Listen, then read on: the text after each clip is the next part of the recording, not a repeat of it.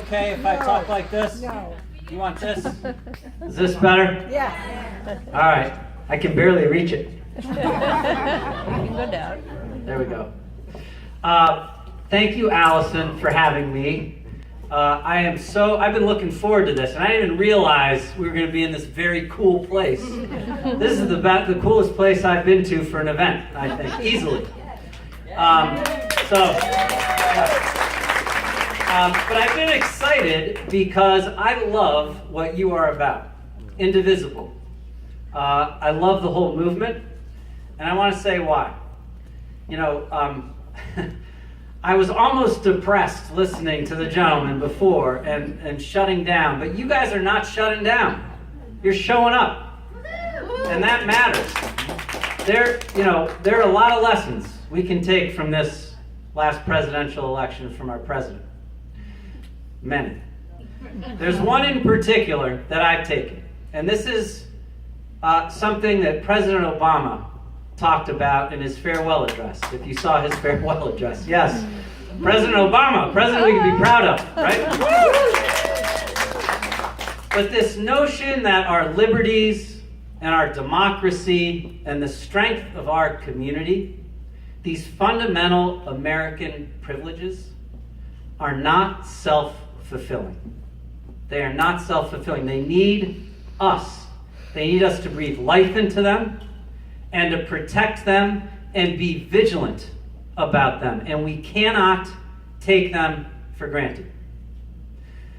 The encouraging thing for me is people like you, organizations like this. The fact that I've been going to Democratic town committee meetings all over the state for the last 5 months, and there are people showing up to those who've never been there before. To house parties. There are people showing up like you who are energized and active and who realize this lesson. And I'm someone who, I've been, probably like others in this room, been civically engaged for many, many years, my entire adult life. And I don't think I fully appreciated that point before as much as I do now. So it matters, showing up matters. And I recognize, and for good reason, a lot of this energy is focused on Washington right now. And our president and our Republican Congress who are threatening our values and trying to take us backwards.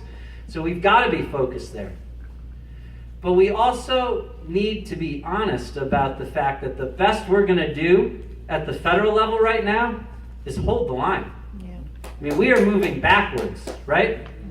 And the question is how far? And we need to fight and we need to hold the line. The only place we are going to move forward is here in Massachusetts. And moving forward, progress, that is a fundamental part of who we are too. Now, I've been really lucky my whole life. I've been surrounded by people who've proven our potential for progress. The very first time I ever got active politically, I was 21 years old. Summer before my senior year in college, I went back to my home state of Ohio to work on a campaign for a guy named John Glenn, who was running for re-election in 1992 to the United States Senate as a Democrat. And I was mostly running around at county fairs in Ohio, passing stuff out. But a couple of times I actually got to drive John Glenn to events. And it still blows my mind that this guy who sat in Friendship 7 and orbited the Earth was sitting next to me in my Ford Tempo. He literally reached for the stars and got there. I got to serve as a cabinet secretary for Governor Deval Patrick, and you all know his life story. It proves the American dream exists, and he never lost sight of all those people continuing to reach for it. And there are many people in my life who've proven this point about our potential for progress, and they're not all superstars like John Glenn and Deval Patrick. My wife, my daughters, friends, colleagues, people I don't even know. But no one more than my parents. My mom is from Cleveland. During college, she went away on a foreign exchange program to Spain. You probably see where this is going. 9 months later, she came back married to my 19-year-old Spanish father and pregnant with me. And I love to tell that story to parents who have kids going on foreign exchange programs. freaks them out. But my parents didn't have a lot. My mom had to drop out of college to take care of me. My dad didn't speak English and had never been to college. But with a lot of hard work and optimism, he's filled with optimism. He worked his way from laying bricks in a city sewer system to becoming a successful small businessman and a proud American citizen. My mom went back to college when I was in high school and became a public school teacher and a member of the teachers union. And together they put all three sons through college, and this year they celebrated their 47th wedding anniversary, which is amazing, particularly if you know my father. But that example that they set, and just the way they parented us, they always encouraged us to set high expectations for ourselves. And they instilled in us a belief that with hard work and a little help, reaching those expectations was actually possible. Now, those values are not unique to me and my family, right? They're our values, American values. And no one has reached higher, worked harder, and accomplished more together than the incredible people of Massachusetts. Think about it. We started the Revolutionary War. We were the first to establish a public school and a public park. The first to recognize one's right to marry whoever you love. The first to make universal health insurance coverage a reality. The list goes on and on and on. This is who we are. It's who we've always been. We've always been a leader. But not now. Not under Governor Baker. I've been frustrated by how little Governor Baker's accomplished, but I've been more frustrated by how little he has even tried. He is way too satisfied with the status quo, and he's too often sitting on the sidelines when we need him. And it is not good enough. Not ever, but particularly not now with the president we have and the Congress we have taking us backwards. Attacking immigrants, attacking our health care, attacking our environment, attacking our democracy. And at best, what we usually get out of Charlie Baker are half-hearted statements of being disappointed. It's not okay. We need a governor who's going to stand up and fight for the people of Massachusetts. We need leadership. There are consequences to a lack of leadership. There are way too many working families across the state still being left behind, and way too little is being done to help them. And people forget this about our governor. But long before Donald Trump, he failed to stand up to hate and discrimination time and time again. He ordered state police to detain immigrants. He opposed Syrian refugees resettling in Massachusetts, defended southern states flying Confederate flags at their state capitals. And he stayed silent on transgender rights legislation, only signing it when forced to do so and doing it behind closed doors. It is not okay. It's not who we are, and it's not leadership. Now, I'm going to be fair to our governor for 1 second. Just one. His case for being governor wasn't about leadership. Remember? It was that he was going to be a good manager. Well, he has failed at that as well. And I know about good management. I successfully managed the state budget for Governor Patrick during the Great Recession, much harder times, while maintaining record levels of investment in public education and in infrastructure and achieving the highest bond ratings in state history when I was there. Governor Baker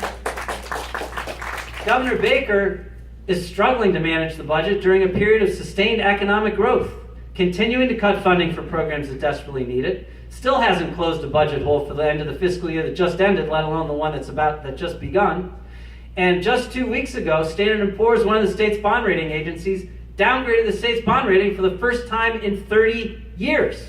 And in doing so, cited as the biggest reason the fact that Governor Baker was not following the responsible fiscal policies that we put in place. And this is supposed to be his core competency and literally his entire case for being governor. As CEO of a health insurance company that covered low-income people in the Medicaid program, I turned our company around. We grew it by multiple times. We added hundreds of jobs. We were considered a leader in addressing the opioid epidemic. I know about good management. And we can do a better job managing state government. I'm certain of that. But here's the thing. Unlike Governor Baker, I believe managing government well is necessary, but not sufficient. Government is our instrument, not our enemy. It is the vehicle through which we empower each other and support each other and protect each other. And it is not good enough to simply accept the world the way it exists and try to manage it better. We need a governor who's going to see the way the world should be and take us to that place. Let's aim high. Let's aim high. Let's be us. Let's give working families across this state a better deal. An economy that works for everybody, not just those at the top. How about a living wage, paid family leave, affordable housing and higher education and health care? How about this revolutionary idea? A transportation system that people can actually depend on to get to work on time, right? Let's aim high when it comes to early education and child care. The evidence is clear on this. If kids have access to high quality child care and preschool, it is game-changing for them, particularly lower income kids. And it allows their parents to go to work to support their families. I have committed that by the end of my first term, every single child in this state will have access to good quality, affordable child care and preschool, birth to age 5, not just preschool, by the end of my first term. Let's aim high when it comes to climate change, the biggest threat to our planet. Yes. Let's be the first state in the nation to adopt carbon pricing. Let's accelerate our transition to renewable energy resources. Let's stop expanding natural gas pipeline infrastructure that furthers our dependence on fossil fuels. And let's create thousands and thousands and thousands of jobs right here in Massachusetts by being intentional about making ourselves the power plug for the world's green energy economy. We can do that. We should do that. Let's aim high when it comes to our broken criminal justice system, which is jailing way too many people for way too long. Let's invest more in diversionary programs and specialty courts and treatment for people with mental illness and addiction, and programming so that people in jail are successful when they get out and don't end up back in. You're here. Let's eliminate all mandatory minimum sentences except for murder and let judges do their jobs. And more important than anything I just said, let's aim high when it comes to how we treat people. We need a governor who sees the value and potential of every single person, who respects everybody, who doesn't need coaching or pressure or second chances to get it right. And I want you to know that if I'm your governor, it will not matter what color you are, what your sexual orientation is, or what you believe, or whether you are from Gloucester or from Springfield, or you just came to this country, or you're a Syrian refugee, or you're transgender. I see you, I believe in you, and as your governor, I will work for you. We have always done better when we see our differences as strengths, and when we recognize that beneath those differences are many more similarities. When we treat each other with respect and dignity and love. So let's aim high. If we do, I know we can build a better future for everybody. That is the lesson my parents taught me. It is the American story. It's what the people of Massachusetts have proven over and over again. And it's what we should expect from our government and from ourselves. And that's why I'm running for governor. I am not a career politician just trying to get to my next elected office. And I'm not going to make whatever political calculation I need to make just to win at whatever cost. That's not why I'm in this. I'm in this because I care about people, and I want to make a difference in people's lives. And if that's the type of candidate you want, if you believe we need to aim high, if you want Massachusetts to be a leader again, then I hope to earn your support, and I hope you will join our grassroots campaign. Thank you very much. I'm happy to take any easy questions that you have. Actually, thank you. Before I take the very first question over there, I do want to mention, maybe we can pass around if we haven't already. We have a few things. We have some palm cards, which you haven't gotten one, we can get to you, which has our website where you can learn more about our campaign, and an email address. And I want to encourage you to use it. I'm the first to tell you, I don't know everything. And one of the great things about doing what I'm doing is I'm learning a ton from people like you who I get to meet with.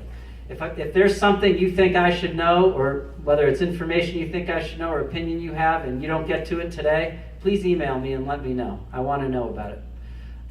There's a sign-up sheet. If you sign it, it doesn't mean you're swearing to God you're going to support me. It just means you'll be on our email list. If you do want to support me, there are pledge cards. Please sign one of the pledge cards and give it back to my team so that we know you're on our team. And there are also some boxes you can check if you want to help in volunteering or in other ways. Yes, ma'am. What is your name? Magda. Hi, Magda. My question is, what is your position on unions versus right to work, and to keep this a union state and not a right to work state? What is your position? Yeah, so We can't hear the question. so the question was, what's my position on unions and unions versus right to work and keeping this a union-friendly state? So I think we need unions now more than ever. I'm a supporter of unions, and I came to it. An interesting thing, as Secretary of Administration and Finance, it was an amazing job and opportunity that I had. There was a lot of stuff that fell within my bailiwick, and one of the things that fell within my bailiwick is I was technically the manager, the employer for state government, and it was my responsibility to negotiate with all the state employee unions, which I'd never done before. Never had any experience in labor relations or anything like that, so I learned on the job. And I was there during these very hard times, during the recession, and a lot of pressure on me to figure out how we were going to manage through that. And we had to make some hard decisions and cut in areas, and it was tough. I grew deep respect for the collective bargaining process during that time because it forced me, with all those pressures, to be cognizant of and to listen to and to think about our employees' interests in a way that I might not otherwise without that process. And so I actually appreciate it and respect it. I think if you ask the leaders of state employee unions who worked with me, they would say that I'm someone who listens and is fair and operates in good faith. Our unions need to come to the table with that same mindset, not only with the employees' interests in mind, but the bigger Commonwealth's interests in mind. And that's important. Both sides need to do that. But I think it's a healthy process. And I think at this point, with the income inequality that we have and the place we've gotten where the dynamics in the economy shifting more toward technological solutions, and workers need more representation, we need to be thinking harder about how we make sure we're lifting people up. And so I think unions are a tool for doing that. Yes, sir. What is your name? Keith Attenborough. Hi, Keith. Hi. Well, kind of in the same area. In most of the presentations we've heard, not only from you, but also from the other people running for candidates, we hear a lot about higher education as critically important.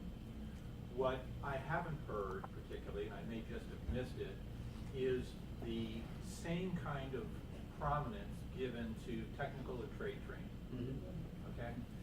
And that, especially coming from a Democratic Party, doesn't feel right. Yep. We need to be speaking to people who, for good and sufficient reasons, are not on a college track, don't want to be on a college track, but need equivalent kinds of support in terms of apprenticeship programs, those kinds of things. So what I would love to hear from you and from the other candidates is anytime you talk about, say, higher education, you couple that with vocational and training. Yep. So for those who didn't hear, it's Keith, right? Yeah.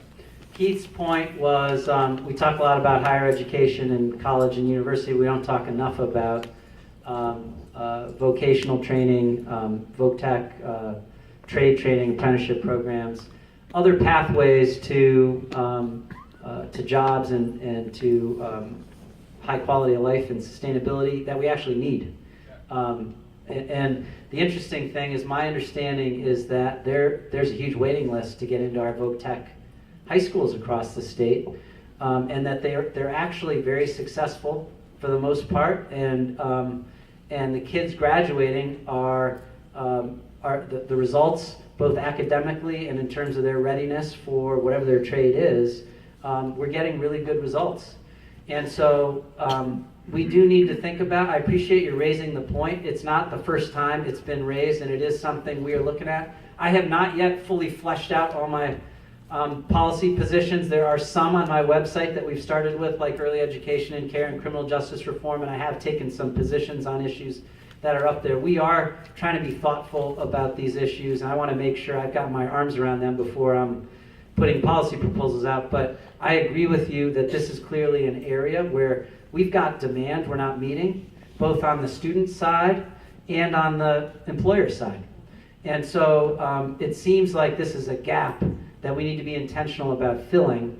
And also, to the extent there's any stigma associated with it, remove the stigma, which I think is part of your point, that this is a career path that people should have pride in, and we should be treating equally to going to college, which all makes sense to me and I agree with. Yes, sir. Hi, my name's Dan. I was wondering, and I know you said you haven't had your platform all fleshed out yet, but would you consider making implicit bias training for police officers mandatory in the state of Massachusetts? Yes. So Dan's question is, would I consider making implicit bias training mandatory for police across Massachusetts? Yes. It may be a collective bargaining issue. I don't know. But it is the right thing to do. It's actually something I had not really heard about until recently, Maura Healey's office. My wife worked for Maura Healey as her communications director for the first year and a half. And she told me that in Maura's office, Maura insisted everyone go through this implicit bias or subconscious bias, I don't remember exactly what she called it, but training, which I think is desperately needed because we all have them, right? And we need help recognizing them and how to deal with them. And particularly for the police, I think it's critical. So it's a great idea. Yes? Hi, my name's Victoria. I would like to just, I thank you for that question, because that's a great question. Can you expand that beyond police? First of all, police is going to be a local issue, but so state police might be something that the governor's office could be addressing. But how about judges? How about prosecutors? How about people who have contracts with the state and through the probation department? I mean, this is not an issue that is only a police issue. This is an issue, if you are really serious about criminal justice reform, then all of the players have to be part of the action. Yep, it's a very good suggestion. And I support trying to make that happen. I think it only will improve the level of sensitivity to the issues. And, I think the question is, how do we do it? But I support it. Yes, ma'am. My name's Amy. And, Hi, Amy. Hi. Following up on that, I'm in education, and I have the opportunities often to go to schools in Wellesley, and I have the opportunity to go to schools in Dorchester. And I feel like I'm in two different countries, let alone just one state. And you talk about prison reform. I'm interested in school reform. I'm interested in the school-to-prison pipeline, and what your thoughts are of that in Massachusetts. Yeah. So Amy's question is about the disparities in the quality of schools, across K-12 schools across Massachusetts. And, we're number one in the country, right? That's what everyone says based on test scores and everything else in terms of education, which is something to be proud of. We also have one of the biggest achievement gaps in the country. And there are big disparities, particularly in lower income urban centers. The school system, from all I hear from people who are smart about this and have experienced them directly, are challenged. There are some factors that contribute to that are outside of the walls of the school, right? Poverty, the environment, access to healthy meals. There are a lot of factors that contribute to a student's ability to perform well inside the school. I think one of the big things, and one of the reasons I've made this a priority, that we can do that'll make a big difference for lower income kids in particular being ready to learn when they hit the K-12 school is childcare and preschool. The evidence is really clear on that. It is game changing in terms of their ability to be successful. In terms of what's happening within the schools, I'm trying to learn as much as I can from people who are smart about this. I am not a believer. I voted against question 2. I'm not a believer that we need to create a separate system of charter schools. That's, I think one of our most fundamental responsibilities in government is to give every single child the best public education we can possibly give them. That is the most important thing we do collectively through government. And I didn't it's not that I'm fundamentally opposed to charter schools as laboratories for innovation, but I didn't like the rhetoric around, the public schools aren't good enough, so we're going to create a few more schools that are better for a few more kids. We need to create great schools for every kid. I'm interested in things like whether extended learning time, which there are a lot of people who've been entrenched in this world believe can really make a difference. I believe teachers need to be part of the solution. They're the most important component to a quality education within the walls of the school. They need to be at the table. They need to come to the table in good faith to get to those better outcomes and figure out what's working and what can we do to make progress. I'm worried about the level of testing. My daughter is a junior in high school right now in one of the, in Brookline public schools, which are great. And I've never seen someone more stressed out than she was this past year. And I've been extremely worried about her. And the academic demands and the testing that I've observed with her are crazy. And we got to be thoughtful about making sure we're giving we're holding our system accountable for making sure we're giving kids the proper education and that they're ready when they graduate for whatever they go to next. But we also need to make sure we're educating the whole child and we are lifting them up as people. And I'm worried that we've maybe gone too far in some respects. We got to focus on the achievement gap. I think it's focusing on a lot of the stuff that happens around the school and looking at what can work, what's working within schools, and replicating it within those schools that aren't doing it. I think we maybe have one more question. Time for one more question, because I know. Yes, ma'am. I hear you talking a lot about this word that I'm going to use, that I'm going to wait a minute, and it hasn't been named. And I hear you talking a lot about respect. Yeah. Without actually naming respect. I would love to hear more you and more politicians talk about, all of us included, how we can get more respect in our communities rather than the diverse ways in which we're trying to strategize our needs, and let the overall emphasis, our overall being, desire respect. Thank you. What a great comment. For those who didn't hear it, what is your name? Nana, I'm sorry. Nana? Yes.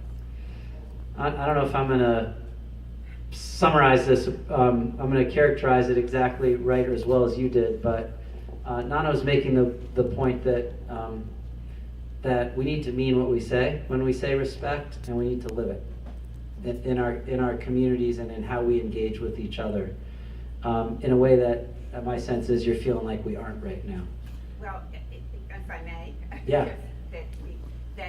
that we become respect, and that everything we say and do is towards respect. We wouldn't be at each other if we were all, everybody that's in this room, I'm guessing, really has a lot of desire for respect. Yeah. And yet, we get in opposition. And if we were all about how do we show respect for all beings, whether they're prisoners or whether they're little kids at school or what, it doesn't matter. Or elderly like me, Yeah. So I really appreciate you bringing it up. It's a great way to end. And let me just react to it for a second. It's why I'm in this and why I believe in government, ultimately. And I hear that. Well, thank you. As I said, I think Governor Patrick used to say, I love the way he used to describe government. He used to describe it that government is us. And it is us. As I said in my remarks, I see it as our collective vehicle for supporting each other and empowering each other and protecting each other. And it is the institution that does that on all of our behalf, the only one. It is a special thing. And I think another way to describe it is the way we respect each other and see each other and believe in each other. And, government also is structured in a way to facilitate and encourage debate, which is healthy. But you can disagree without being disagreeable. Mm-hmm. And that is what we need. And I will just commit to you, and it is the way I would like to characterize and believe I've conducted myself across my life, that respect is really important to me, and I see value in every single person. I learn from every person I come across in my entire life. And I may not always agree with them, but I believe in them. I want them to succeed no matter what their circumstance. And I appreciate whatever value they've brought to me in my life. And I see government, I've always loved government because I see it as that place where we do that for and with each other. And I want to be a governor who sets that tone in state government here in Massachusetts, and through hopefully that example encourages that same level of respect from everyone who's engaging in government and in community. It is a community, and we are a community. And ultimately, a community can be a place where we just coexist, or it can be a place where we interact, where we get together on a Tuesday night at the cinema, where we talk to each other, where we hear each other, where we see each other, and where we engage with each other. And through all of that, support each other and build a real community. And we need that. And I believe that it is the fundamental reason I'm running for governor, is I want us to be a stronger community that respects each other and supports each other. And I hope if you see things the same way, I hope you believe that in me and to earn your support, and that you'll be a part of this campaign. Thank you very much. I really appreciate